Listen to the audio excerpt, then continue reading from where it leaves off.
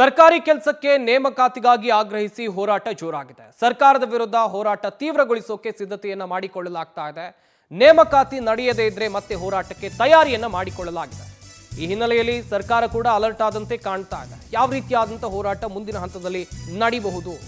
ಸರ್ಕಾರದ ವಿರುದ್ಧ ಹೋರಾಟಕ್ಕೆ ಪ್ಲಾನ್ಗಳು ರೆಡಿ ಆಗಿವೆ. ನೇಮಕಾತಿ ನಡೆಯದೇ ಇದ್ರೆ ಒಂದು ವೇಳೆ ಹೋರಾಟ ತೀವ್ರ ಆಗುತ್ತೆ. ಈ ಹಿನ್ನೆಲೆಯಲ್ಲಿ ಸರ್ಕಾರ ಅಲರ್ಟ್ ಆಗಿದೆ. ಇವತ್ತು ಮುಖ್ಯಮಂತ್ರಿ ಸಿದ್ದರಾಮಯ್ಯ ನೇತೃತ್ವದಲ್ಲಿ ಸಚಿವ ಸಂಪುಟ ಸಭೆ ನಡೆಯುತ್ತೆ. ಈ ಸಂಪುಟ ಸಭೆಯಲ್ಲಿ ಚರ್ಚೆಯನ್ನ ಮಾಡಲಾಗುತ್ತೆ ಎನ್ನುವಂತ ಮಾಹಿತಿ ಇದೆ. ಸಂಜೆ 6:30ಕ್ಕೆ ವಿಧಾನಸೌಧದಲ್ಲಿ ಕ್ಯಾಬಿನೆಟ್ ಮೀಟಿಂಗ್ ನಡೆಯಲಿದೆ. ಉದ್ಯೋಗಾಕಾಂಕ್ಷಿಗಳ ಹೋರಾಟ ಸಂಬಂಧ ಚರ್ಚೆ ಸಾಧ್ಯತೆ ಇದೆ. ಖಾಲಿ ಹುದ್ದೆಗಳ ಭರ್ತಿ ಸಂಬಂಧ ಗಂಭೀರ ಸಮಾಲೋಚನೆಯನ್ನ ಮಾಡಲಾಗುತ್ತೆ.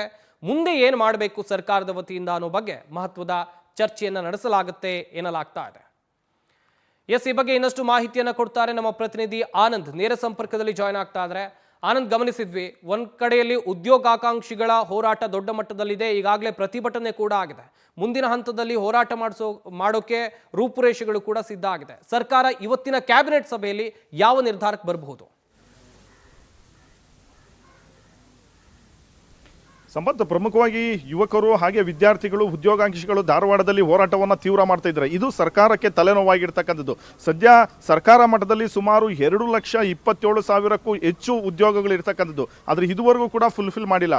ಕೇವಲ ಗೃಹ ಇಲಾಖೆಯಲ್ಲಿ 4 ಲಕ್ಷ ಒಂದು ಕಾನ್ಸ್ಟೇಬಲ್ಗಳನ್ನು ನೇಮಕ ಮಾಡ್ಕೊಳ್ತಕ್ಕಂಥ ಒಂದು ನಿಟ್ಟಿನಲ್ಲಿ ಒಂದಷ್ಟು ಆದೇಶವನ್ನು ಮಾಡಲಾಗಿರ್ತಕ್ಕಂಥದ್ದು. ಅದನ್ನು ಹೊರತುಪಡಿಸಿದ್ರೆ ಬೇರೆ ಬೇರೆ ಇಲಾಖೆಗಳಲ್ಲಿ ಸಾವಿರಾರು ಹುದ್ದೆಗಳು ಖಾಲಿ ಇದೆ. ಇದನ್ನು ಇದುವರೆಗೂ ಕೂಡ ಅಲ್ಲಿ ನೇಮಕಾತಿ ಪ್ರಕ್ರಿಯೆಯನ್ನು ಮಾಡಲಾಗಿಲ್ಲ.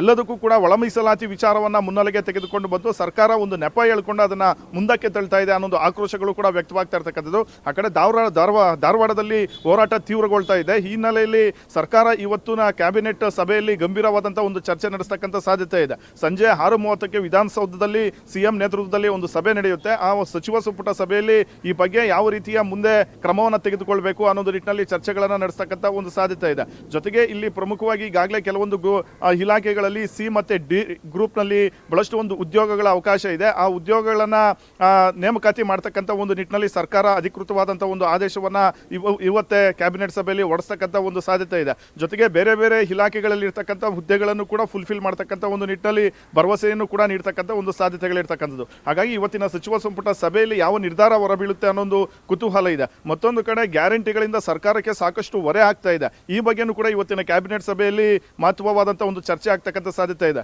ನಿನ್ನೆಯಷ್ಟೇ ಡಿ ಕೆ ಶಿವಕುಮಾರ್ ಅವರು ಒಂದು ಮಾತು ಹೇಳ್ತಾ ಇದ್ರು, ಸರ್ಕಾರಕ್ಕೆ ಈ ಒಂದು ಗ್ಯಾರಂಟಿಗಳಿಂದ ಹೊರೆ ಆಗ್ತಾ ಇದೆ ಅನ್ನೋ ವಿಚಾರವನ್ನು ಅವರು ಕೂಡ ಖುದ್ದು ಒಪ್ಕೊಂಡಿದ್ರು. ಜೊತೆಗೆ ಗ್ಯಾರಂಟಿಗಳ ಪರಿಷ್ಕರಣೆಗೂ ಕೂಡ ಈಗಾಗಲೇ ಸರ್ಕಾರ ಕೈ ಹಾಕಿದೆ. ಮತ್ತೊಂದು ಕಡೆ ಯಾರು ಆರ್ಥಿಕವಾಗಿ ಒಂದು ಸಬಲರಾಗಿದ್ದಾರೆ ಅವರು ಗ್ಯಾರಂಟಿಗಳನ್ನ ಬಿಟ್ಕೊಡ್ಬೇಕು ಅನ್ನೋ ನಿಟ್ಟಿನಲ್ಲೂ ಕೂಡ ಸಿಎಂ ಸಿದ್ದರಾಮಯ್ಯನವರು ಮನವಿಯನ್ನ ಮಾಡ್ಕೊಂಡಿರ್ತಕ್ಕಂಥದ್ದು. ಈ ಕಡೆ ಉದ್ಯೋಗಾವಕಾಶವನ್ನ ಮಾಡಿಕೊಟ್ಟಂತ ಒಂದು ಸಂದರ್ಭದಲ್ಲಿ ಸರ್ಕಾರಕ್ಕೂ ಕೂಡ ಒಂದಷ್ಟು ಹೊರೆ ಆಗುತ್ತೆ.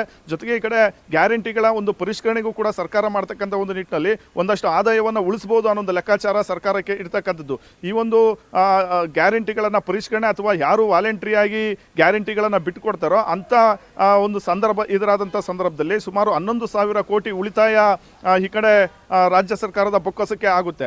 ಈ ಒಂದು ಹಣವನ್ನು ಉದ್ಯೋಗಾವಕಾಶವನ್ನು ಸೃಷ್ಟಿ ಮಾಡ್ತಕ್ಕಂಥ ಒಂದು ನಿಟ್ಟಿನಲ್ಲಿ ಯುವಕರಿಗೆ ನೇಮಕಾತಿಯನ್ನು ಕೊಟ್ಟು ಅವರಿಗೆ ಸಂಬಳವನ್ನು ಕೊಡಬಹುದು ಅನ್ನೋ ಒಂದು ಲೆಕ್ಕಾಚಾರದಲ್ಲಿ ರಾಜ್ಯ ಸರ್ಕಾರ ಇರ್ತಕ್ಕಂಥದ್ದು. ಹಾಗಾಗಿ ಈ ಎರಡು ವಿಚಾರಗಳ ಬಗ್ಗೆ ಇವತ್ತಿನ ಕ್ಯಾಬಿನೆಟ್ ಸಭೆಯಲ್ಲಿ ಗಂಭೀರವಾದಂಥ ಚರ್ಚೆಯನ್ನು ನಡೆಸೋದಕ್ಕೆ ಸಿಎಂ ಸಿದ್ದರಾಮಯ್ಯನವರು ಮುಂದಾಗಿದ್ದಾರೆ. ಸಂಪತ್, ಥ್ಯಾಂಕ್ ಯು ಆನಂದ್, ತಮ್ಮೆಲ್ಲ ಡೀಟೇಲ್ಸ್ಗಾಗಿ.